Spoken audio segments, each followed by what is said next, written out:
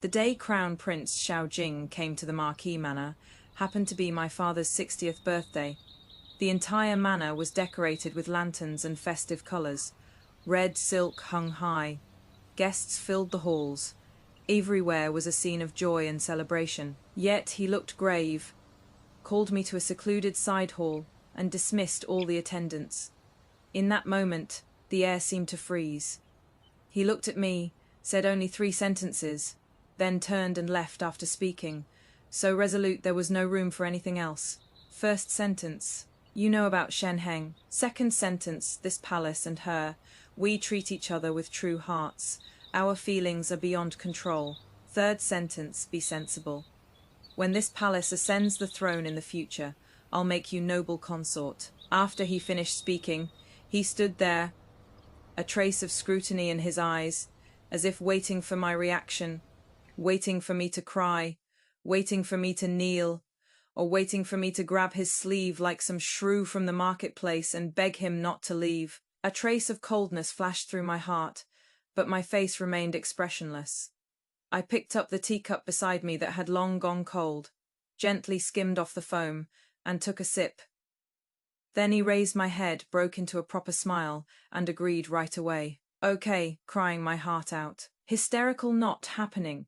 Xiaojing was clearly taken aback. His departing footsteps halted, as if he couldn't believe I agreed so easily, even somewhat carelessly. What did you say? This subject said. Okay, I wish your highness and elder sister a harmonious union for 100 years. He looked at me deeply, his gaze complex. As he left, a faint fragrance drifted from his sleeve. It was agarwood incense, the unique fragrance of the Prime Minister's manor, only used by Shen Heng. It was a sachet Heng gave him, coming to break off the engagement while still wearing her sachet. Truly such devotion, it is laughable. Me personal maid Honga ran in crying, eyes red and swollen. Miss, why didn't you chase after him? Your engagement with the Crown Prince is... I looked at the empty corridor at the entrance, my gaze calm as water. Chase what? He is going to celebrate his white moonlight's birthday. Should I chase after him to humiliate myself? I put down the teacup, stood up, smoothed my skirt, a trace of determination flashing in my eyes. Prepare the carriage. Honga was stunned. Where are you going, miss? I am going to the palace. No. I looked at myself in the mirror, eyes blazing, to petition the Empress Dowager. Agarwood incense was burning in the Empress Dowager's palace, smoke swirling, exuding imperial majesty. I knelt on the cushion, me back slender yet straight as a rod, like a bamboo that cannot be bent. What did you say? The Empress Dowager's voice suddenly rose. Her teacup knocked heavily on the table. Marry Xiaoheng. That Xiaoheng, who was exiled to the northern frontier for 10 years, full of murderous aura.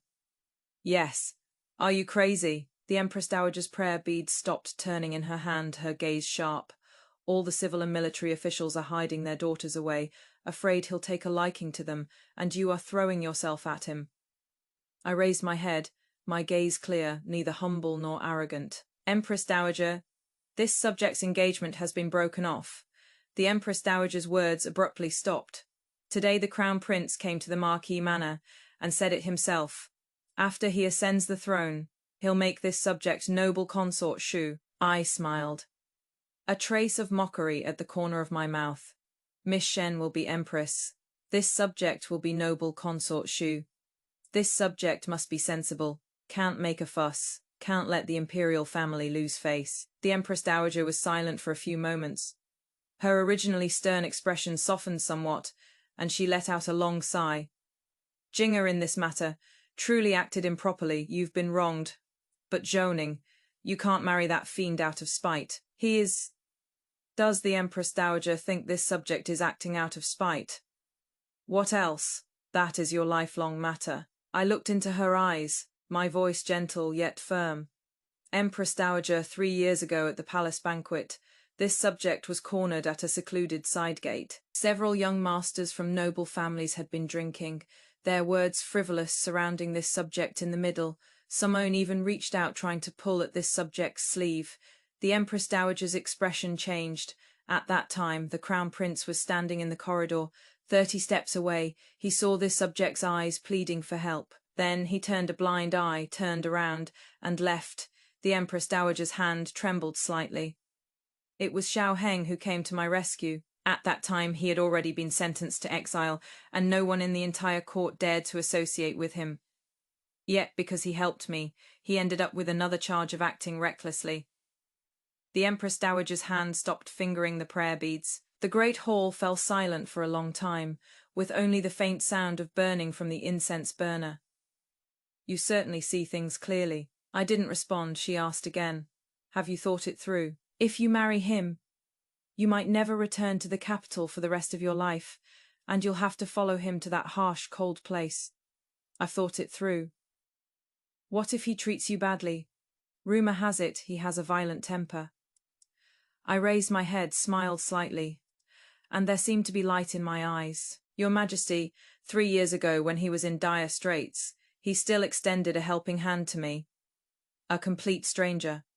Would such a kind-hearted person treat his own wife badly?" The Empress Dowager fell silent for a long while. "So be it. I'll go speak with the Emperor." I kowtowed deeply. "Thank you, Empress Dowager, for granting this." At this point, I really have to applaud Shen Zhongning. This is cut-loss thinking. Most people at this point would still be hung up on, "Why doesn't he love me?"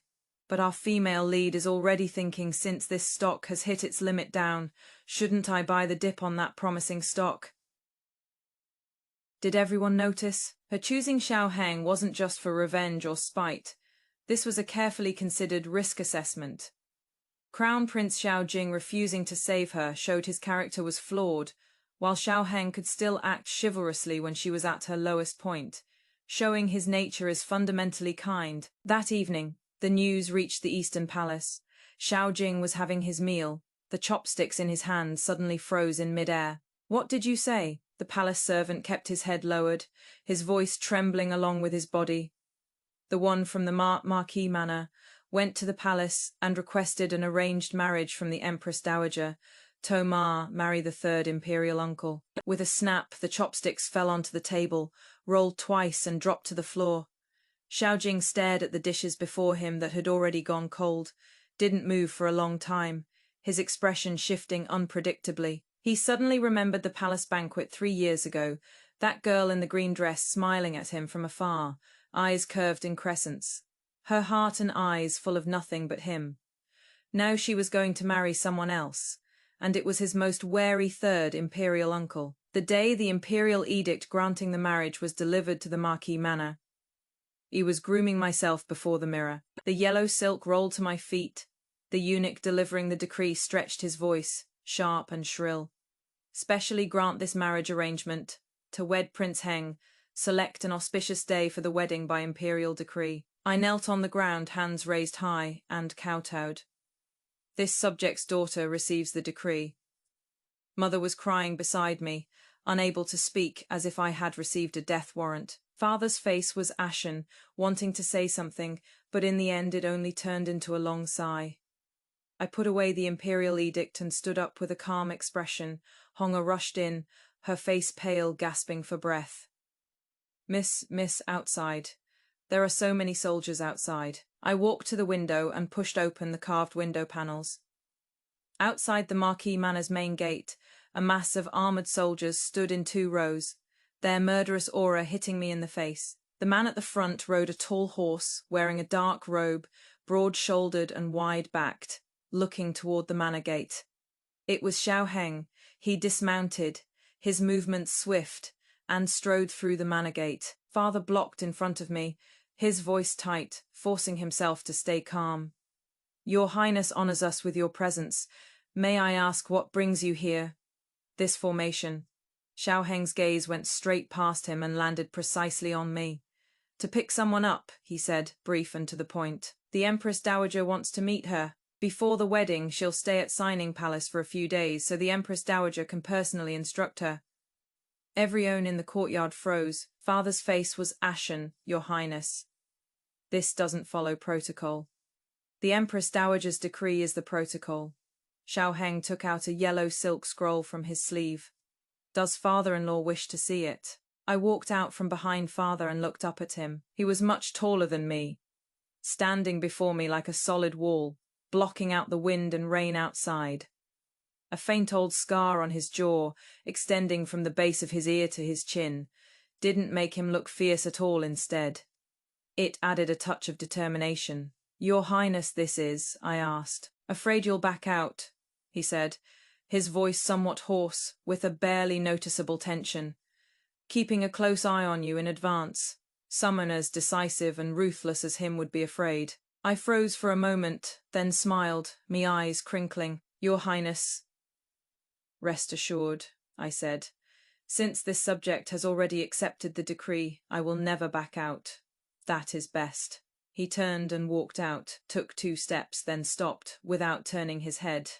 "Follow me." Honga hurriedly tugged at my sleeve, her face full of terror, afraid that once I left, I'd never come back.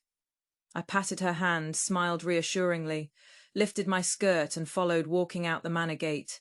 He suddenly slowed his pace and asked in a low voice, "You looked for so long by the window just now. Did you see clearly?" I was stunned. "See what clearly?" He turned his face to the side, a flicker of emotion passing through those deep eyes. "See clearly what the person you are betting on looks like. Don't regret it later." On the wedding day, red bridal procession stretching for miles, gongs and drums resounding. The entire capital was talking about this marriage. I wore the elaborate wedding dress and was helped onto the bridal sedan. When the bridal sedan touched down, the sky had already darkened. A large hand reached in, firmly grasping my wrist, strong and dry. His palm was very warm, like a ball of fire, instantly dispelling the chill of late autumn. It was Xiao Heng. He helped me down from the sedan chair, holding my hand all the way inside.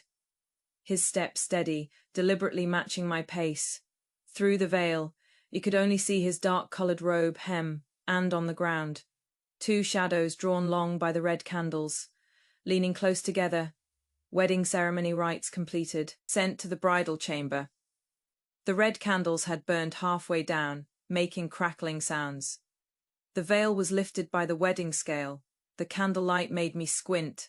After adjusting to the light, I saw him clearly. He had changed into wedding attire, dark colour trimmed with red edges, less austere, more festive, making even that old scar less noticeable.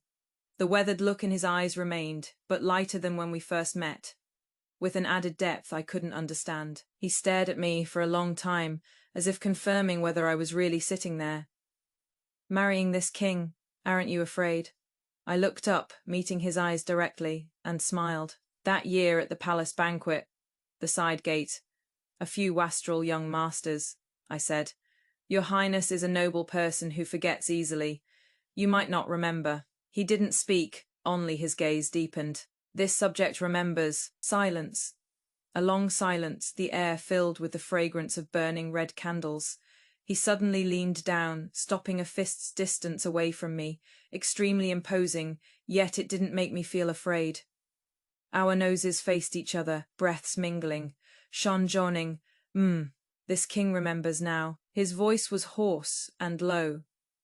That night, the little girl in the green dress, trembling with fear like a startled quail, but didn't say a single soft word, quite stubborn. I froze. So he remembered, so he stared into my eyes. "You married over here to repay a debt of gratitude." I shook my head, my gaze firm. "This subject came to place a bet." Bet on what? Bet on the person who dared to stand up when everyone else was avoiding him. Bet on the gentleman who, even while in darkness, still has light in his heart. He looked at me for a long time. Then he smiled too, the fine lines at the corners of his eyes smoothing out. That was the first time I saw him smile since returning to the capital. That smile carried a bit of relief and indulgence. "All right," he said. Then he leaned down, moved close to my ear, his voice low and powerful. "Then this king will also teach you something, marrying me. You don't need to be sensible. If the sky falls, this king will hold it up for you." My hand clutching the wedding dress suddenly relaxed. The stone in my heart finally settled. The same night, Eastern Palace. Xiao Jing stood by the window, looking toward Prince Heng's residence, where red light could faintly be seen. She was in the bridal chamber, A wind rose outside the window, making the candlelight flicker and stretching out his lonely shadow. He suddenly remembered something from the past.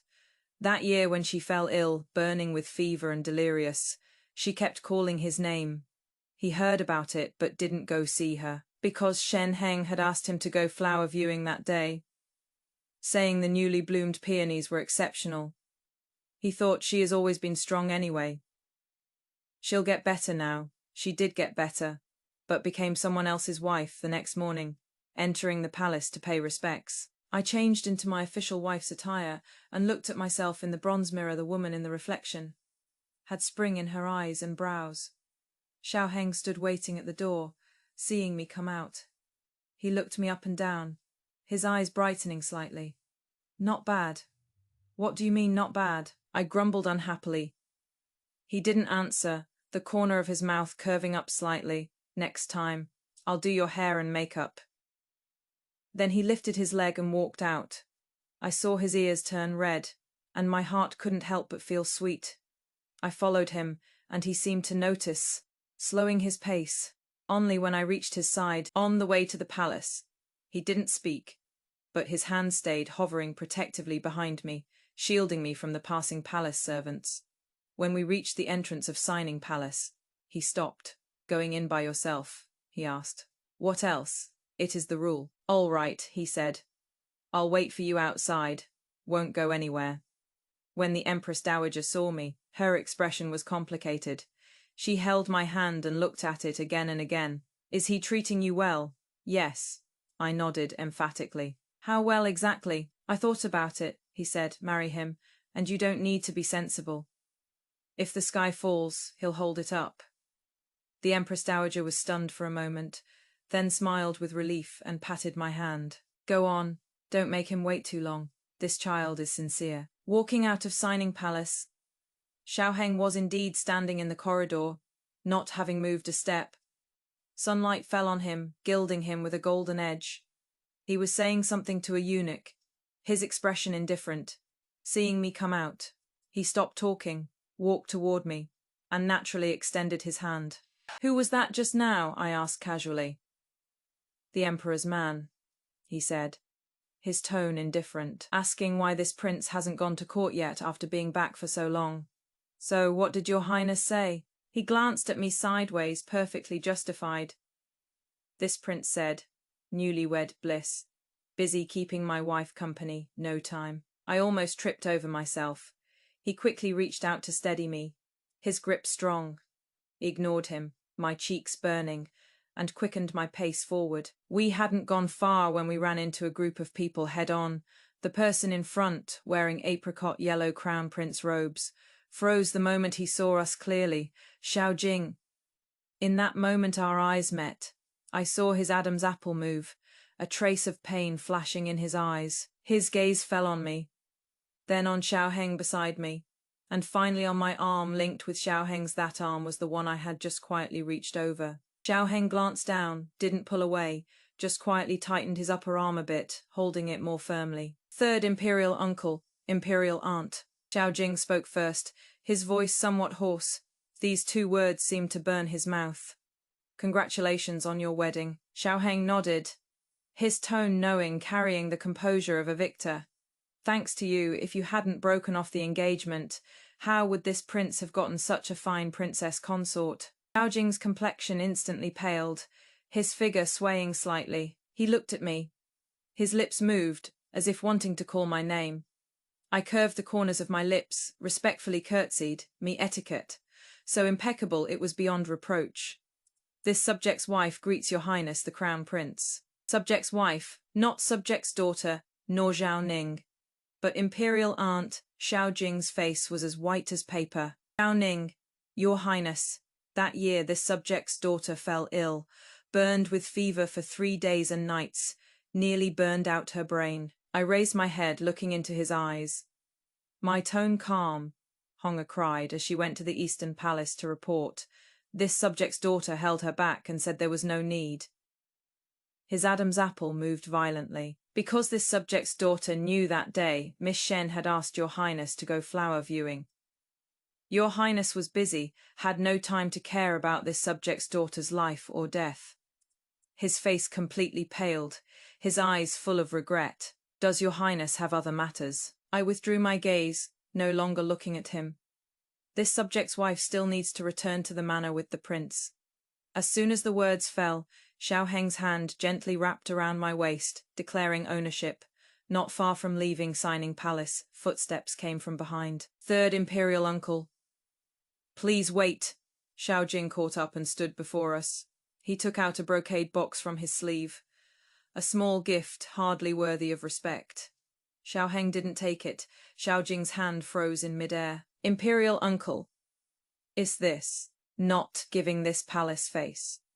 Crown Prince's face. Xiao Heng spoke. His voice flat. This prince cannot afford to give. Xiao Jing's expression changed.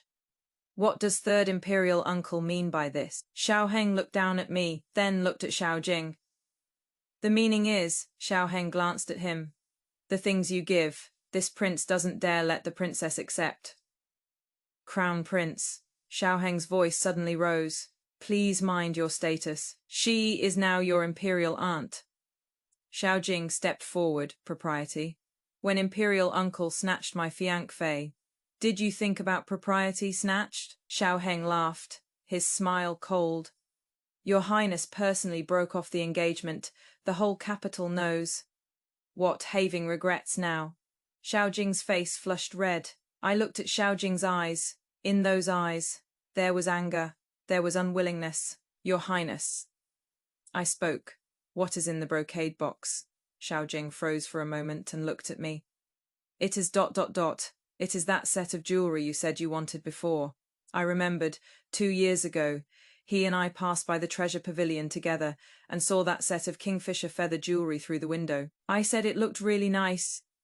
He said, Then nothing came of it. I never said I wanted it.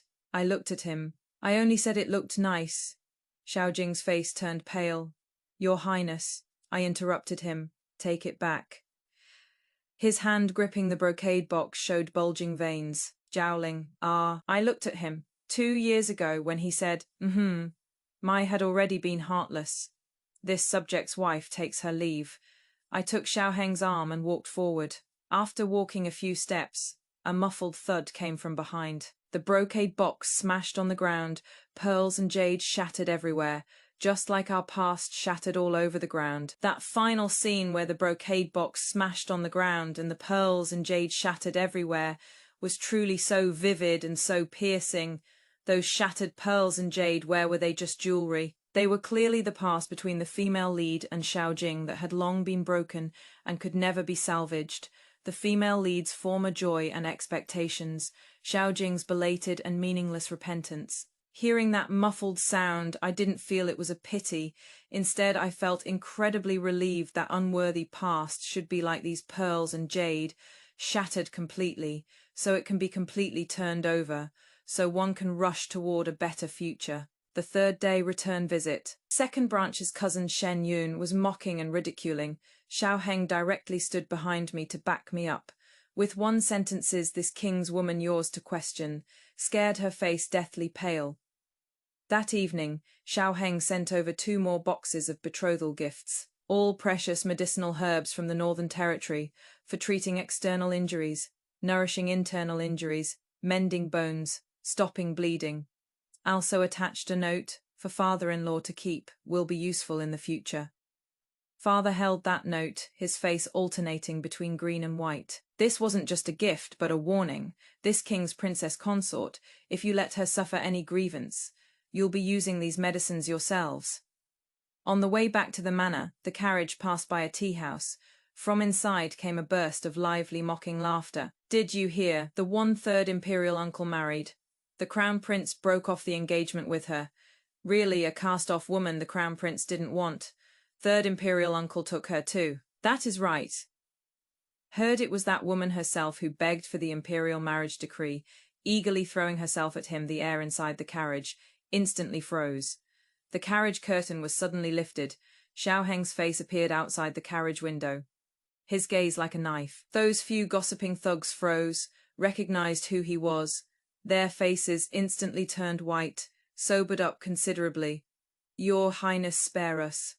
This lowly one was blind Xiaoheng, ignored them, turned to look inside the carriage.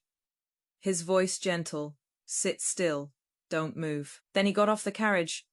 I lifted a corner of the carriage curtain and saw him walk into the tea house, tall and imposing with an overwhelming presence. Those few people kept backing away, their legs too weak to stand. He didn't say anything, just stood there and gave them a cold look. Just one look, carrying the killing aura he brought back from the battlefield.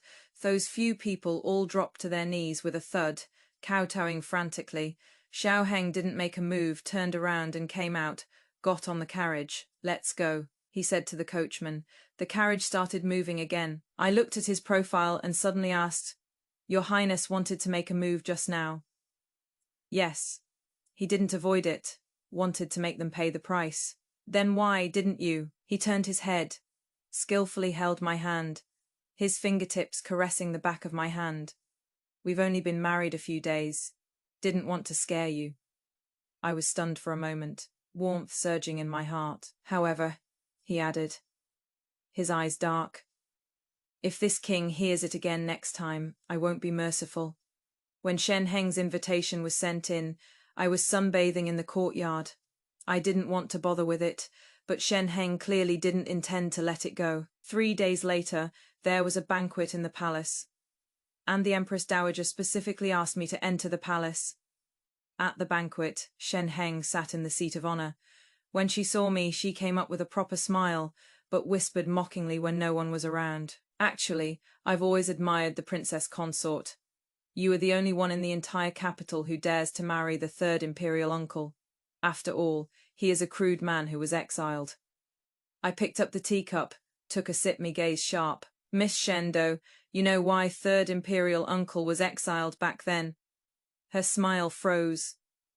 "In the late emperor's final years, the prime minister's manner impeached him, said he was amassing troops in the northern border for his own power. The one who impeached him was your father." Shen Heng's expression changed. I stood up, looked down at her, full presence unleashed. "I came today just to see what the person His Highness the Crown Prince broke off the engagement for actually looks like. Now that I've seen you, nothing special, thank. Your father for me, that memorial from back then. Third imperial uncle has kept it all along. In the future, there will definitely be a generous repayment." Then I straightened up, smiled, turned and left, leaving Shen Heng with a deathly pale face.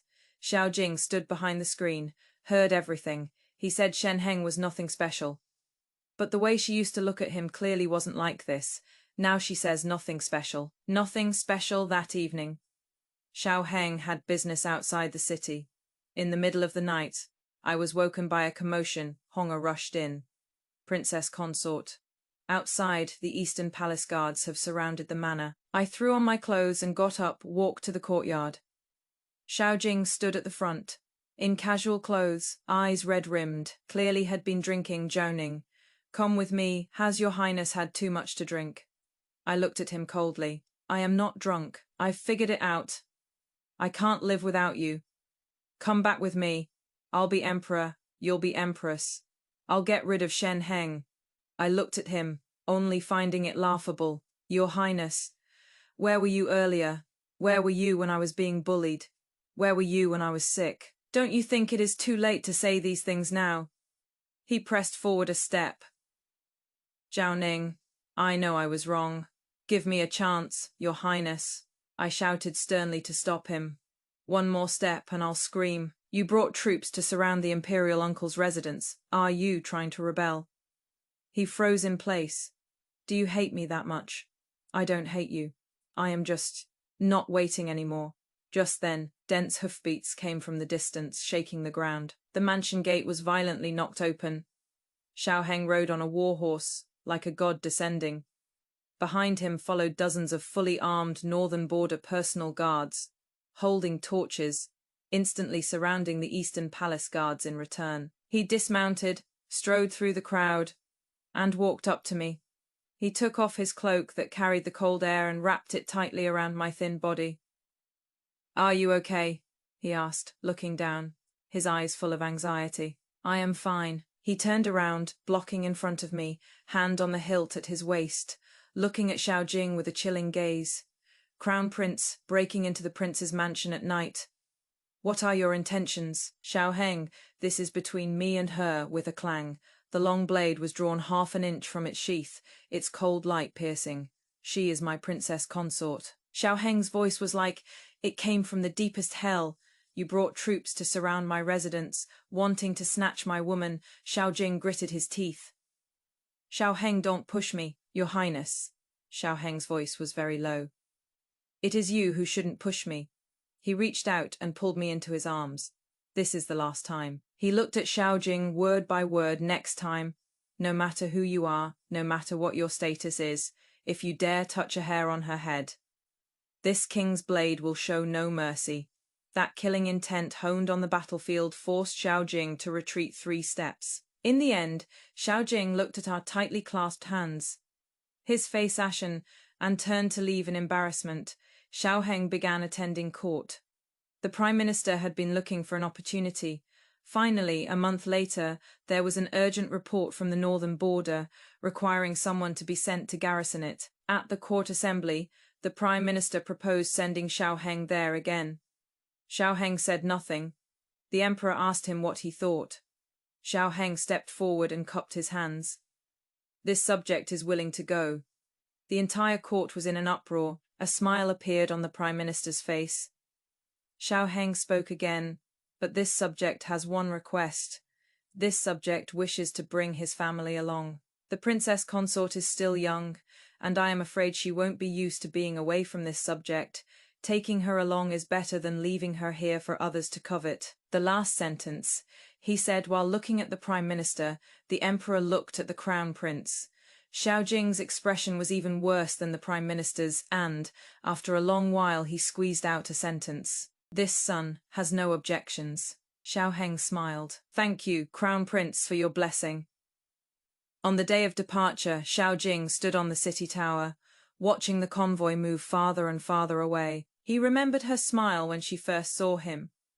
Remembered when she was sick, and he didn't visit. Remembered the sachet she gave him that he casually threw away. Wind rushed into his throat, choking him into a cough. In this lifetime, he said, I've done many wrong things, but the biggest mistake was that night, when I turned and walked away, and then she never waited again. 3 months later, we returned to the capital. The previous emperor passed away. The crown prince ascended the throne. Xiaoheng asked me if I was afraid to go back. I said I wasn't. At the city gate, the new emperor had an edict, wanting to see me alone. Xiaoheng's gaze turned cold. I pressed his hand, soothing him. Go. Some things need to be said clearly sooner or later. The new emperor waited for me in the study. With reddened eyes, he said, Zhao Ning, I know it is too late to say anything now, but I still want to say to you, I am sorry. I looked at his face and said calmly, Your Majesty, back when I was waiting for you, you didn't turn back, now you've turned back. But this subject has already walked far away. Pushing open the door, Xiaoheng stood by the carriage waiting for me. All cleared up. All cleared up. Will you come back in the future? I shook my head. He smiled. Then let's go home. In Prince Heng's manner. Candlelight flickered. Shenzhoning. In this lifetime. Have you ever regretted anything? I thought about it. I regret one thing. I regret not going to find you sooner. He froze for a moment, then pulled me into his arms. Shenzhoning. This king also has regrets.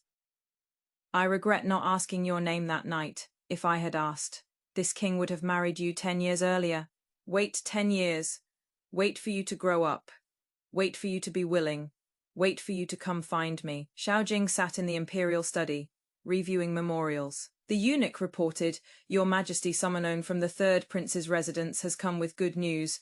The princess consort has given birth. It is a young heir. The vermilion brush stopped in mid-air. A drop of ink fell and spread across the memorial. He had everything, but he had forever lost that little girl in the green dress. The third prince's residence. Xiaoheng held his newborn son, clumsy and awkward. Shenzhoning, thank you. Thank me for what? Thank you for entering the palace that day to request the imperial decree. Thank you for taking that gamble. Thank you for being willing to wait for me. I looked at him and smiled. Xiaoheng, no need to thank me, because I walked over and leaned on his shoulder.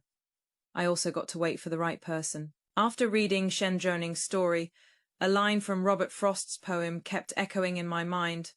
Two roads diverged in a wood, and I took the one less travelled by, and that has made all the difference. For Zhoning.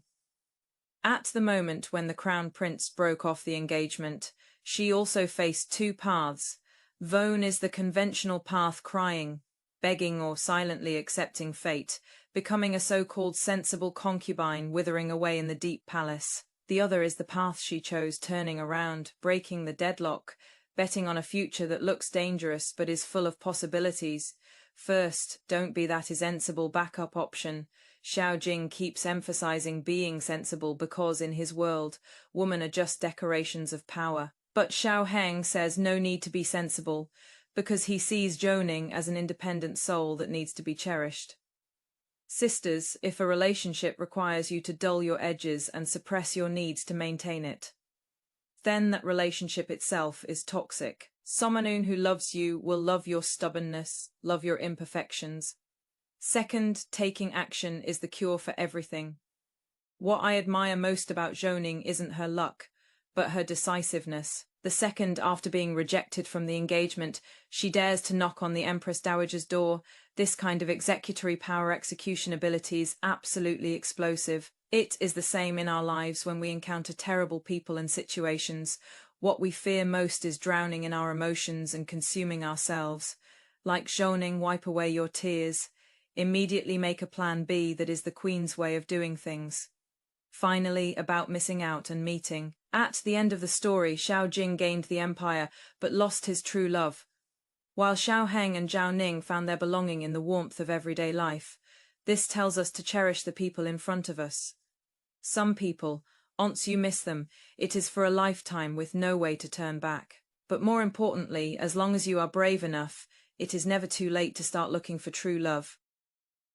May we all be like Shen Zhaoning, having the confidence to turn around and leave scumbags, and also the luck to embrace true love. No matter what crappy cards life deals you, remember, you are the dealer of your own life. How you play them is up to you. All right, today's Elena story, time ends here. See you next time, love you all.